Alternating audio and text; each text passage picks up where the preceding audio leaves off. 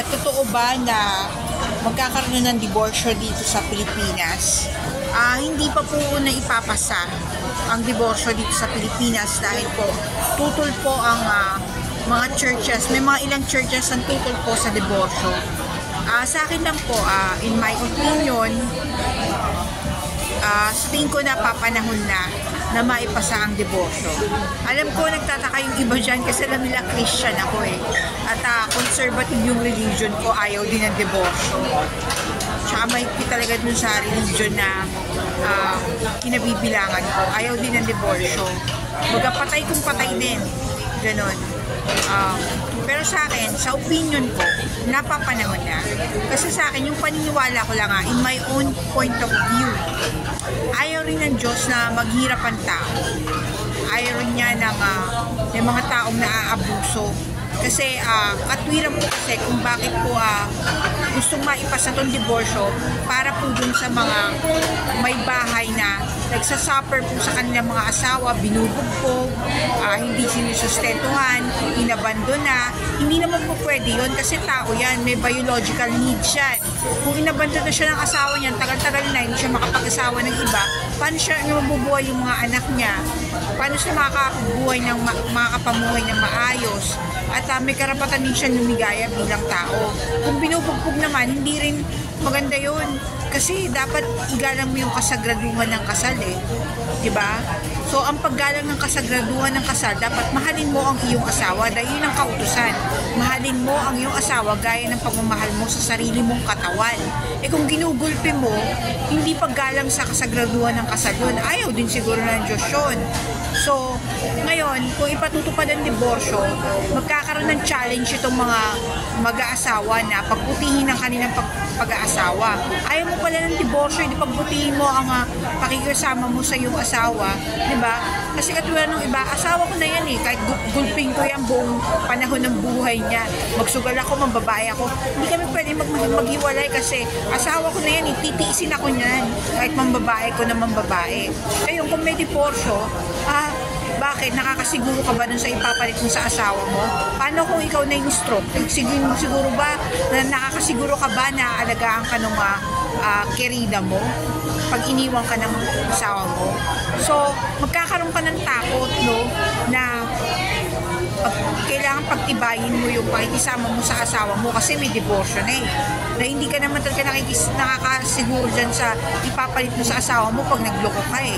Diba? So, pagbutihin niyo yung pakikisama niyo sa asawa niyo kung bumirespeto kayo sa kasagraduhan ng kasal. Kung ayaw niyo ng diborsyo, magmumug ka bago ka matulog sa kama para hindi mabahuan sa hininga mo yung asawa mo. Huwag kang tulog ng lasing ka dahil outside di ko lang buka ni misis. Buhayin mo yung pamilya mo, huwag ka mambabae dahil kautusan. Kapag nanumpa ka sa Diyos, ang mamahalin mo lang asawa mo. Huwag kang tingin ng tingin sa ibang babae kahit na maganda pa yan. Remember, nanumpa ka sa harapan ng Diyos. Hindi lang kayong dalawang mag-asawa nagsumpaan. Kasama dito sa pananumpa dito ang Panginoon Diyos. Kaya igalang mo po. Tumitingin ka sa ibang babae, hindi na paggalang sa kasal yun. So, anong gagawin mo? Paghihirapin mo yung asawa mo buong panahon ng buhay niya. Ngayon, pag diniborsyo ka, kasalanan mo yun. Diba? Dahil hindi mo pinagbuti ang iyong panunumpa sa harapan ng Diyos. Ganyan. Para magkaroon lang ng hamon. Diba? Para matuto rin kayong igalang nyo at maging matibay ang pagsasama ng mga mag-asawa dahil meron nang threat, may pangamba na, may hamon na itong diborsyo. Kung ayaw yung i-diborsyo kayo, mahalin nyo ang asawa nyo at igalang nyo ang kasagraduhan ng kasal. Yun lang po ang sakin. Dahil hindi rin po gusto ng Diyos ay nagdurusa ang mga kapwa natin.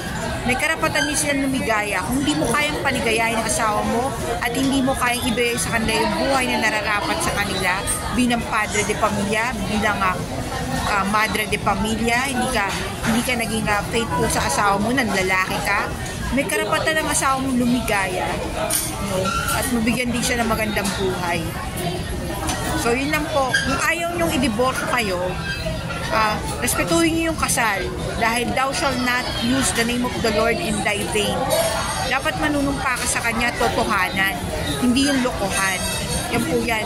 Ngayon, i-divorce ka, pag nakipag-asawa ka na naman uli, dahil divorce ka na, hindi mo na nasusure kung yung ipinalit mo sa asawa mo, mabuti. Yan yun. Hindi mo alam kung ano akmang susunod na kapalaran sa'yo. Yan. Kaya seryosohin po natin itong mga bagay na to dahil ito po ay sagrado o banal, lalo-lalo na po itong kasal. Ngayon, magkakaroon ng hamon sa inyo dahil ipatutupad na ang diborsyo. Ngayon, siguro siseryosohin nyo na ang kasal. Diba? Kung mahal nyo ang asawa nyo, huwag nyo lokohin. Dahil ide-diborsyo siguro kayo. Pangalagaan nyo yung sarili nyo.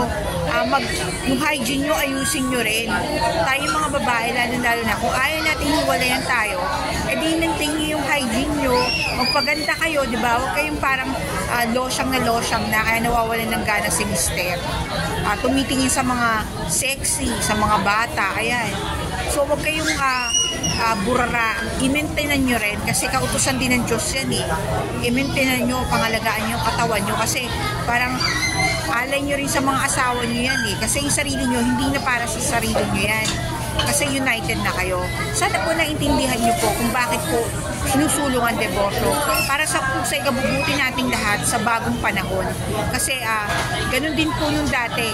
May lumang tipan, may bagong tipan. Ito bago na rin itong panahon natin ngayon. So nasa ayos na natin lahat para sumaayos din ang buhay ng kapwa natin para sa pagdating ng Panginoong Jesucristo maging maayos tayo. Yun lang po ang sa akin. Hindi po ako kamping-kampi sa diborsyo. Ayaw din po namin ng diborsyo. Pero para hindi magkaroon ng diborsyo, pagbutihin po natin ang pakikisama natin sa ating mga asawa. Yun lang po. Ang diborsyo ay hamon po para po sa mga mag-aasawa.